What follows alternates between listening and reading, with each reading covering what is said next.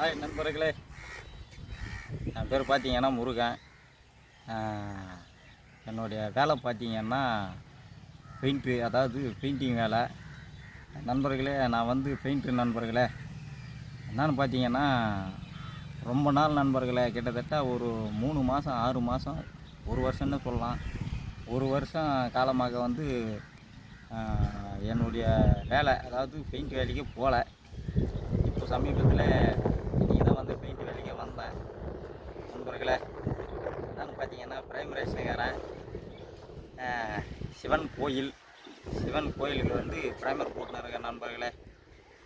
Bye, see you.